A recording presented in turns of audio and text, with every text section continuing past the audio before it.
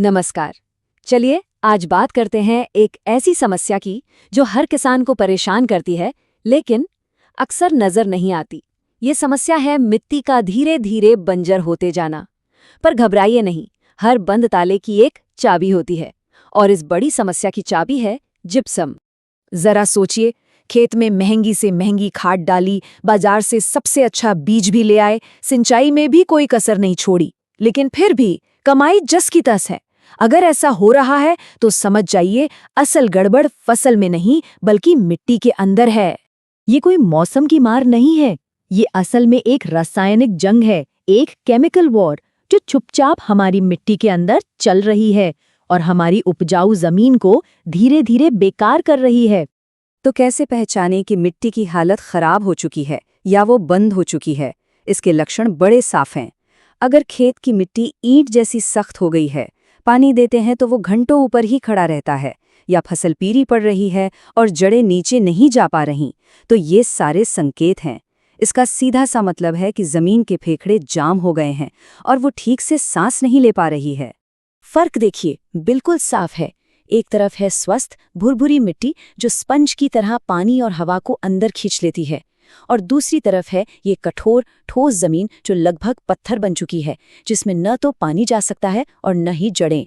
तो इस पूरी कहानी का असली विलन कौन है? इसका नाम है सोडियम। जब मिट्टी में इसकी मात्रा जरूरत से ज्यादा हो जाती है तो ये मिट्टी के बारीक कणों को फेविकॉल या गोंद की तरह आपस में चिपका देता है, और नतीजा, मिट्टी के सारे रोम छिद्र, सारे सुराख बंद हो जाते हैं। लेकिन जैसा कि हमने कहा, हर ताले की एक चाबी होती है। इस केमिकल लॉक को तोड़ने के लिए कुदरत ने हमें एक मास्टर चाबी दी है, और उसका नाम है जिप्सम। ये कोई डरावना केमिकल नहीं, बल्कि मिट्टी की सेहत लौटाने का एक रामबाण इलाज है। तो ये जिप्सम आखिर है क्या?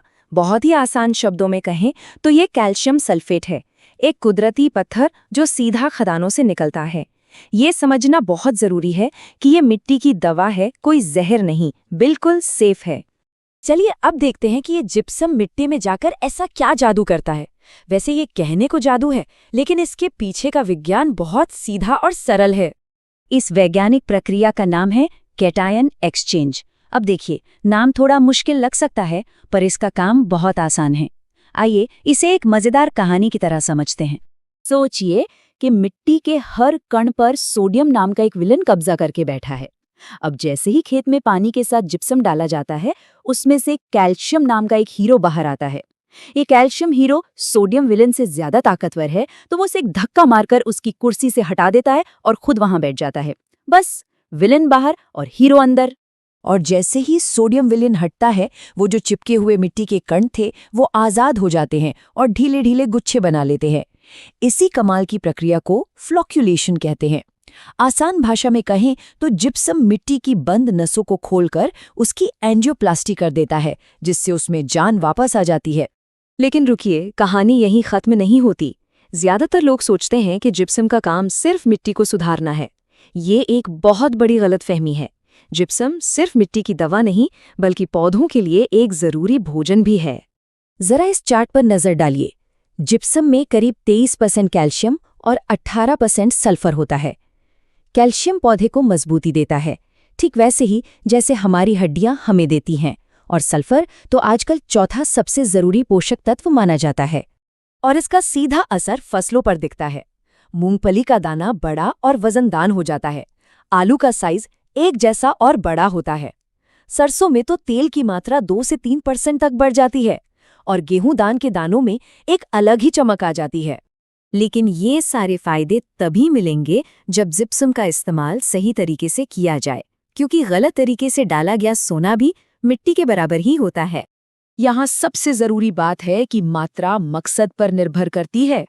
अगर सिर्फ पोषक तत्वों यानी कैल्शियम सल्फर की कमी पूरी करनी है तो 200 से 250 किलो प्रति एकड़ काफी है।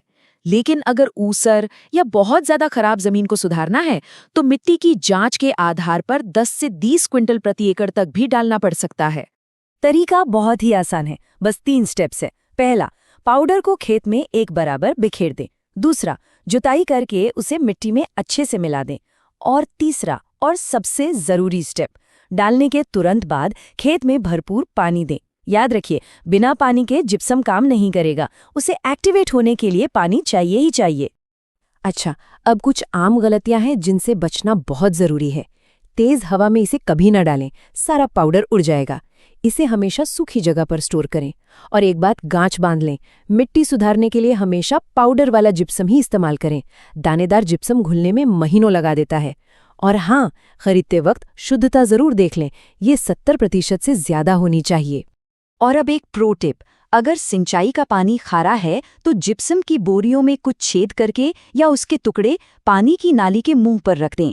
जैसे जैसे पानी बहेगा, जिप्सम घुलता रहेगा और पानी के खारेपन का असर काफी हद तक कम कर देगा।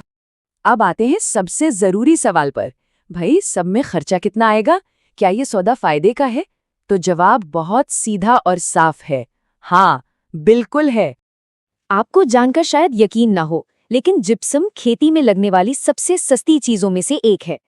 1 एकड़ का खर्च महज 200 से 300 रुपए आता है। और तो और कई राज्यों में सरकार इस पर भारी सब्सिडी भी देती है। अब सोचिए, इतने कम खर्च के बदले में मिलता क्या है? अगर पैदावार में सिर्फ 10 से 15% की भी बढ़ोतरी हो गई, तो इस छोटे से निवेश पर मुनाफा कितना जबरदस्त हो सकता है। लागत बहुत कम और फायदा बहुत ज्यादा। इसलिए जिप्सम को एक खर्च की तरह मत देखिए, इसे एक निवेश, एक इन्वेस्टमेंट की तरह देखिए। ये आपके खेत के स्वास्थ्य के लिए एक फिक्स्ड डिपॉजिट यानी एफडी है, जिसका ब्याज आपको आने वाली कई फसलों तक मिलता रहेगा। तो अंत में बस यही याद रखना है कि एक स्वस्थ मिट्टी ही एक स्वस्थ फसल और एक खुशहाल किसान की असली नींव है। हम मिट्टी से सिर्फ लेते हैं, पर उसे कुछ लौटाना भी जरूरी है, और जिप्सम उसे सेहत लौटाने का एक बेहतरीन और सबसे सस्ता तरीका है।